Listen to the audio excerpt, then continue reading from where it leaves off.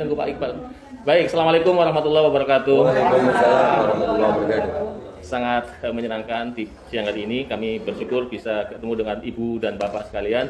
Pertama-tama kami mengucapkan selamat Hari Ibu untuk ibu-ibu Indonesia, sehat selalu dan senantiasa dalam lindungan Tuhan Yang Maha Kuasa. Juga kepada Bapak yang mendampingi dengan setia, terima kasih sudah hadir di Kementerian Kesehatan dalam rangka menyampaikan aspirasi ibu-ibu Indonesia. Kami sudah mendengar suara loudspeaker di luar dengan berbagai tuntutan, dan semalam kami terima juga beberapa tuntutan dari Aliansi Rakyat Menggugat, dan salah satunya adalah tentang vaksin untuk anak 6 sampai 11 tahun. Dan yang lain-lainnya sudah diselesaikan barangkali di kementerian lain ya. Iya. Terima kasih. Saya perkenalkan dulu, nama saya Busroni dari Biro Komunikasi dan Pelayanan Masyarakat di Kemenkes. Sebelah kiri saya Pak Iwan Sopyan, Humas dari Direktorat Jenderal P2P. Sebelah kanan saya, silakan. Iya, saya Dr. Dian dari Direktorat Kesehatan. Dr. Dian, Dr. Devi dari P2P juga. Kami sementara ditugaskan untuk menerima sambil menunggu Dr. Iqbal dari P2P untuk mendengarkan aspirasi ibu sekalian serta bapak untuk kami terima, dan kami akan sampaikan kepada pimpinan kami yang saat ini sedang menjalankan tugas kenegaraan di tempat lain. Silahkan, mohon berkenan juru bicara dari ibu atau bapak sekalian. Ya, siap. Jadi begini Pak, seiring berkembangnya informasi di masyarakat sekarang ini, informasi digital, kami pun rakyat sekarang ini sudah belajar juga tentang masalah pandemi ini. Dan dari awal kejadian saya, mungkin Bapak tahu itu sama Dr. Louis. Ya, kami sampai hari ini kami menunggu adanya diskusi debat terbuka antara dua pihak atau dua mazhab dokter yang pro tentang COVID dan vaksinasi dan yang anti vaksinasi. Ya, karena masing-masing punya data. Saya di sini berbicara, saya kira tadi saya ditemui oleh Pak Menterinya. Kalau saya ditemui oleh Pak Menterinya atau jubirnya, saya meminta Kementerian Kesehatan memberikan apa yang sudah kami minta lewat lapor.go.id tentang keterbukaan informasi publik. Dan itu kami juga sudah melayangkan surat ke Ombudsman. Ombudsman juga akhirnya merekomendasi. Artinya, di sini ada beberapa hal yang kami perlu pertanyakan masalah pandemi. Yang pertama, masalah PCR, keakuratan PCR. Yang kedua, masalah efikasi vaksin. Yang ketiga, masalah kontrak vaksin pemerintah Indonesia dengan produsen vaksin. Dan penggunaan EUA, Emergency Use Authorization. Kenapa harus dimandatorikan? Kenapa harus didaruratkan? Dan masalah penggunaan vaksin anak untuk sebuah penyakit yang tingkat kesembuhannya 99,sekian%. Kenapa anak harus diintimidasi dengan vaksin? Anak Indonesia bukan anak yang penyakitan. Anak Indonesia anak yang sehat. Dan tidak sedikit Pak. Kami sekali lagi tidak anti vaksin. Kami anti pemaksaannya. Andai kata vaksin ini dilakukan secara sukarela, kami tidak seperti ini Pak. Kami jadi curiga dengan isi vaksin justru karena adanya kebijakan-kebijakan yang merubah negara demokrasi Pancasila ini. Yang mana demokrasi Pancasila ini berbeda Tuhan, kita harus toleransi Pak. Tapi dengan adanya vaksinasi, rakyat Indonesia sekarang ini, perbedaan vaksinasi sudah ada diskriminasi dan intimidasi. Kami sudah sering Pak melihat kesian rakyat didatangi ke rumah-rumah dengan pakaian seragam tentara. Itu belum sakit, udah sakit duluan, takut. Iya, kayak datengin maling. Ini masalah vaksinasi mentinya. Iya, Kementerian Kesehatan loh ini. Kenapa apa hubungannya dengan TNI? Dan saya juga mau tanya Pak. Ini termasuk saya kepingin Kemenkes siapkan waktu. Kami mau diskusi debat terbuka dengan Kemenkes. Dengan data dan fakta. Bukan hanya seperti ini. Siapkan waktunya, disiarkan untuk seluruh rakyat Indonesia. Kami akan datang dengan tim terbaik kami. Kami akan bongkar semua data kami. Dan silakan Kemenkes bantah.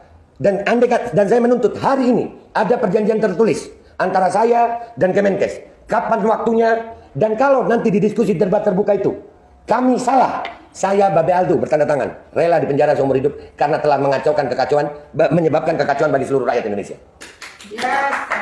Jadi itu yang saya tuntut. Saya tuntut adanya, kan kita di negara demokrasi Pak. Bapak menerima kami dengan baik, kami pun senang ini Pak. Alhamdulillah, ini yang kami cari dari beberapa waktu. Saya berteriak-teriak di medsos, tapi lucu Pak, saya berteriak di medsos bukannya dipanggil, tapi dibungkam. Medsos saya dihilangkan, bikin lagi, dibungkam lagi, bikin lagi. Kalau saya memang melanggar hukum dengan kalimat dan narasi saya, kenapa saya nggak dipanggil polisi? Kenapa pihak Kemenkes tidak mau memanggil saya? Apakah memang karena saya benar tapi didiamkan? Atau kalian tahu apa? Nah, ini yang perlu kami diskusikan. Kehadiran kami di sini sekarang ini Pak, khususnya kami ini yang masalah vaksinasi. Kami menuntut keterbukaan informasi publik dan itu dilindungi oleh undang-undang. Ada KIP, undang-undang KIP ada. Ya, jadi kalau saya mewakili sebagian ibu-ibu ini, kami menuntut adanya diskusi terbuka antara pihak Aliansi Rakyat Menggugat dan tim dengan pihak Kemenkes yang disiarkan untuk seluruh rakyat Indonesia. Kita akan bawa tim terbaik kita melawan tim terbaik Kemenkes untuk berdiskusi, bukan untuk debat biasa aja Pak. Karena ini menyangkut hajat hidup 270 rakyat Indonesia, 270 juta rakyat Indonesia. Kami tidak mau mempertaruhkan masa depan anak-anak kami Pak. Nggak sedikit efek samping. Saya nggak mengatakan semua efek samping itu jelek. Nggak. Karena kita tahu efek samping itu berbeda-beda, seharusnya jangan ada paksaan. Kalau ikan laut aja Pak, ilmu kesehatan standar ini, ikan laut itu penuh protein. Tapi nggak bisa dimakan semua orang. Ada yang alergi. Nah kenapa untuk masalah vaksinasi, semuanya disikat saja. Dan kebijakan-kebijakan intimidasi ini sangat Pak. Sampai mengurangi. Dan ini kami berharap Kemenkes mau bersuara. Oh itu kebijakan dari kementerian lain. Bersuaralah kalian. Kemenkes tidak seperti itu. Supaya kami tahu kemana kami mau datang. Tapi kalau Kemenkes diam saja, berarti Kemenkes sejalan dengan mereka. Jadi begitu Pak. Kapan waktunya kami bisa diskusi terbuka dengan pihak Kemenkes. Dengan data dan fakta yang disiarkan langsung kepada seluruh rakyat Indonesia. Supaya rakyat Indonesia mendapatkan kejelasan informasi. Keterbukaan informasi publik. Banyak Pak pertanyaan saya ini. Cuman saya yakin nggak bisa diselesaikan sekarang. Masalah PCR, masalah efikasi vaksin, masalah kontrak vaksin. Kenapa vaksin harus dijaga dengan kendaraan tempur? Bahkan kalau ngirim vaksin ke Bandung itu jalan tol di steril Pak. Pakai barakuda dan di steril itu jalan tol. Ya, dan kenapa kalau memang tidak ada pemaksaan kok sampai ada intimidasi menggunakan aparat dengan seragam lengkap? Iya, listrik rumah diputus. Ini sudah terjadi di masyarakat. Dan kami juga menemukan banyak orang-orang yang akhirnya Pak dapat efek samping negatif.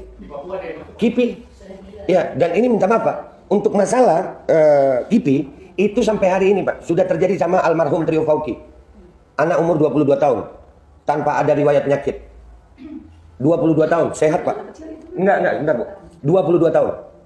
Setelah divaksin AstraZeneca meninggal dunia. Dan akhirnya diotopsi Pak. Itu Bapak bayangkan perasaan ibunya. Setelah diotopsi, dikatakan ditemukan tidak ada penyebab kematian lain. Tidak punya penyakit. Tapi begitu ditanya, apakah ini efek vaksin? Pihak dari Kementerian Kesehatan bilang apa? Kami tidak bisa memastikan ini vaksin. Terus apa Pak? Terus apa ini?